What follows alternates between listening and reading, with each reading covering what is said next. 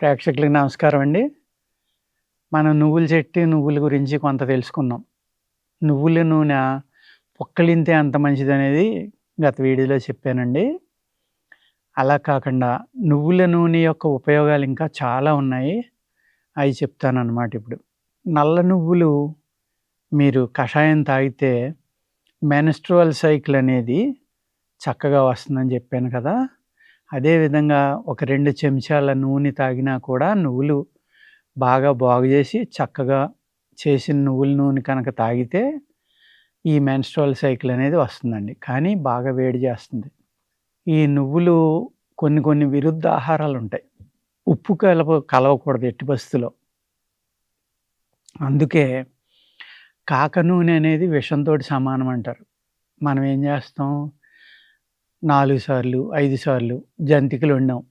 లేకపోతే ఏదో కార బూందీ వండాం. ఇంకో రకం ఏయో వండాం ఆ నూనెలో. పిండి వంటలు చేసుకున్నాం, బజ్జీలు చేసుకున్నాం, ఏయో 4 రకాలు వండుకున్నాం. మాక్సిమం 1, 2 సార్లు కంటే ఆ నూనెని వాడొద్దండి. కాక నూనె అనేది విషం అన్నమాట. 2 సార్లు దాటి అదే నూనె 4, 5 సార్లు వాడారనుకోండి, మనం ఏయైతే పిండి వంటలు చేసుకున్నామో, ఆ పిండి వంటల్లో ఉప్పు ఉంటుంది కదండీ! ఆ వేగినప్పుడు ఆ ఉప్పు కూడా ఎంతో కొంత ఆ నువ్వుల నూనెలోకి దిగుతుందనమాట. నూనెలోకి ఉప్పు దిగితే, ఆ ఉప్పు యొక్క గుణాలు కనుక నూనెలోకి వెళ్తే, మనకి అది విషతుల్యం అవుతుందండి. చాలా చెడు ప్రభావం చూపిస్తుంది మన శరీరం మీద.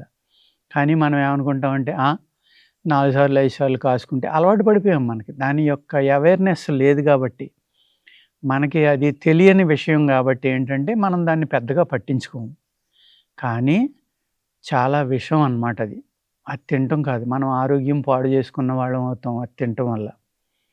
అందుచేత కాక నూనె అనేది ఎక్కువ వాడొద్దండి. 1, 2 సార్లు వాడిన తర్వాత లేదంటే ఒక్కసారి వాడుకుని దాన్ని తాలింపులు పెట్టుకోవడానికి పక్కన పెట్టుకోండి.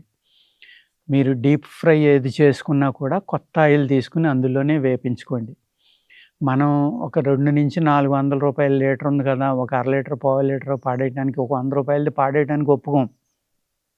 ఎందుకు వేస్ట్ చేయడం అనుకుంటాం. అంచేత ఒక్కసారి కంటే వేపించకుండా తర్వాత వచ్చిన నూనె ఏం చేస్తారంటే తాలింపులో వేసేసుకోండి. రెండోసారి కొత్త నూనె వాడుకోండి. లేదు మనం తాలింపులు వేసే అవసరం లేదనుకుంటే దాన్ని పాడేసినా పర్వాలేదు.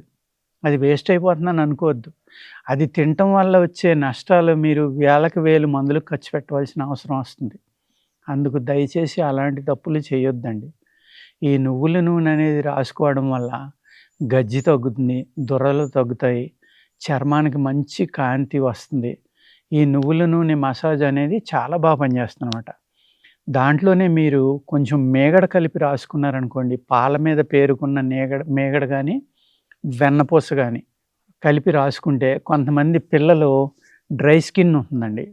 ఆ దురదలు గానీ, పగుళ్ళు ఒంటి మీదయి అయన్నీ ఒక 15-20 రోజులు కనుక మీరు మసాజ్ చేశారనుకోండి, శరీరంలోకి ఇంకేలాగా నొక్కి పామొద్దు. ఒక మాదిరిగా పామండి అలాగా. పామితే గనక జిడ్డు పెరిగి చర్మంలోని ఆ చర్మం డ్రై అయిపోయి పగిలిపోవడం, ఒక పాము పొడలాగా చర్మం వచ్చేసి అందవికారంగా తయారవ్వడం, ఈ అన్నాటిల నుంచి మీ పిల్లల్ని కాపాడుకోవాలంటే కనుక వెన్నపూస గానీ, మీగడ గానీ కలిపి బాగా మలాయిలాగా తయారు చేసి బాగా నూరండి దాన్ని. లేతే మిక్సీలో ఏసి కొట్టండి. అప్పుడు ఒళ్ళంతా రాసి ఒక అరగంటో, గంటో వదిలేసి స్నానం చేయితే స్నానం చేసేటప్పుడు కూడా కెమికల్ సోప్స్ ఏమీ వాడొద్దండి. నలుగు పిండి అంటాం కదా పిల్లలకి. మినువులు ఇలాంటియన్నీ వేసి కొట్టినయి దాంతోటి చేయండి అనమాట. ఏదైనా పొరపాటున నూనె, హారతికర్పూరం కలిపిన నూనె తాగారనుకోండి, వంటలో వాడారనుకోండి, విషంతోటి సమానం అనమాట. చచ్చిపోతారు. దానికి విరుగుళ్ళు ఏంటంటే తంగేడు చెట్టు చిగుళ్ళు ఉంటాయి కదా! ఆ చిగుళ్ళు నూరి ఒక ఉండ నోట్లో వేసుకొని నీళ్ళలో కలుపుకొని తాగటం. లేకపోతే నీలి చెట్టు, నీలి అని ఉంటుంది మెడిసినల్ ప్లాంట్ అది. దాని గురించి నేను వీడియో కూడా చెప్పినట్టున్నాను. ఆ నీలి చెట్టు యొక్క ఆకులు ఏయైతే ఉంటాయో ఆకులు, మిరియాలు కలిపి నూరి ఒక 5 గ్రాములు అలాగ 2 సార్లు తాగితే తింటే నీళ్ళలో కలుపుకొని తాగినా లేకపోతే అలా తిన్నా పర్వాలేదు. ఈ విషం అనేది విరిగిపోతుందనమాట. అలాగే తమలపాకు, ఆర్తకర్పూరం తిన్నా కూడా విషమే. మనిషి చనిపోతాడు, అంత ప్రమాదం. చాలా విషం అనమాట. ఇలాగా ఎవరు తినకూడదు, ఎందులో కలిపి తింటే కనుక ఈ నువ్వుల నూనె ప్రమాదం అనేది కూడా తెలుసుకోవాలి. దానికి విరుగుడు కూడా ముందర చెప్పాను కాబట్టి అటువంటి విరుగుళ్ళని మీరు వాడుకోండి. నువ్వుల నూనెలో వేపించిన అటుకులు గానీ, లేపోతే వంటలు గానీ, పిండి పదార్థాలు ఏదైనా సరే చాలా అంటే చాలా బలం అనమాట. నెయ్యి తర్వాత బలమైన ఆహారం అంటే నువ్వులే. మా చిన్నతనంలో కృష్ణదేవరాయలు కథ చదువుకునేవాళ్ళం మేము.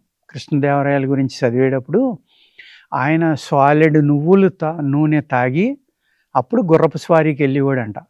ఈ సాలిడ్ తాగిన నువ్వుల నూనె అరిగిపోయి చెమట రూపంలో బయటికెళ్ళేదాకా స్వారీ చేసేవాడంట ఆయన. ఒక విపరీతమైన బలిష్ఠుడు, చాలా అద్భుతమైన శక్తివంతుడు కృష్ణదేవరాయలు. మన పిల్లలు కూడా ఆ విధంగా బలంగా తయారవ్వాలంటే ఒక అర చెంచా నుంచి చెంచా నువ్వుల నూనె కూడా తాగొచ్చు. తాగినా కూడా అజీర్తి ఏమీ చేయదు. పొట్ట ప్రేగులు అన్నీ శుభ్రపడతాయి, అన్నీ బాగుంటాయి. ఒంటికి నలుగు పెట్టడం వల్ల శరీరానికి కాంతి, తేజస్సు, ఎముకలు గట్టిపడి చాలా శక్తి వస్తుందన్నమాట బాడీకి. నేను ఒకప్పుడు డైలీ నువ్వుల నూనె రాసుకునేవాడిని.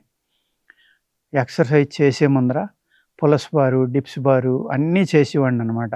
మార్షల్ ఆర్ట్స్లో ఎక్స్పర్ట్ నేను.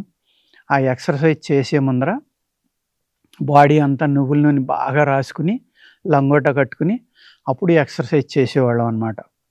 అందుకు మన బాడీ ఆరోగ్యంగా ఉండాలి, చర్మం కాంతివంతంగా ఉండాలి, అద్భుతంగా ఉండాలంటే ఈ నువ్వుల నూనె వాడుకోవచ్చు.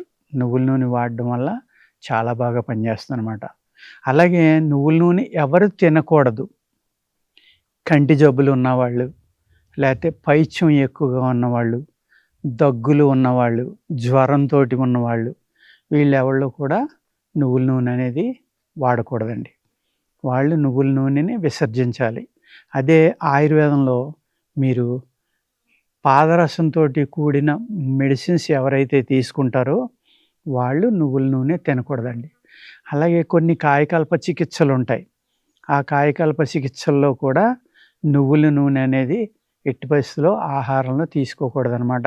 ఆవు నెయ్యినే ఆహారంగా తీసుకుంటే ఆ చికిత్సలు అనేవి అద్భుతంగా పనిచేస్తాయండి. అందుకు నువ్వుల నూనె వాడి వాళ్ళు కూడా ఈ జాగ్రత్తలన్నీ తీసుకోండి. మనం నువ్వులు గానుగలో వాడతారు కదా, ఈ నువ్వుల్లో ఉన్న పైత్యాన్ని తగ్గించడం కోసం ఆ గానుగలోనే ఒక 5 కేజీలు నువ్వులు వేసారనుకోండి, ఒక అర కేజీ బెల్లం వేసేవారు, అందులో వేసి నువ్వులు ఆడేవారు అనమాట.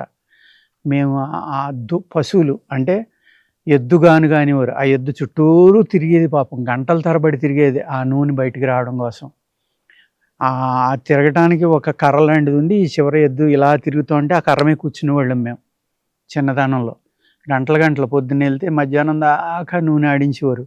మళ్ళీ ఆ నూనె సరిగ్గా ఆడేమో అని కాపలాకి పంపేవారు. తిట్టుకుంటా వెళ్ళేవాళ్ళం అనమాట. ఆ బెల్లం కలపటం వల్ల ఆ నువ్వుల నూనెలో ఉన్న పైత్యం తగ్గి బలంగా ఉండి దాంట్లో ఉన్న చెడు గుణం ఏదైతే ఉందో శుద్ధి అనుకోండి మీరు, అది నూనె శుద్ధి అయిపోతుంది అనమాట. ఆ బెల్లం కలిపి తీయటం వల్ల ప్యూరిఫై అవుతుంది. అలాగా చక్కగా మనం నువ్వుల నూనె అనేక రకాలుగా వాడుకుని ఏది నూనె వాడకూడదు, ఏ నూనె వాడుకోవాలి, ఏది కలిపితే విషం అవుతుంది, ఏ పిండి వంటలు నూనెలో వేపించుకుని తింటే బలం అనేది కూడా కొంతవరకు మనం మాట్లాడుకున్నామండి. నమస్కారం.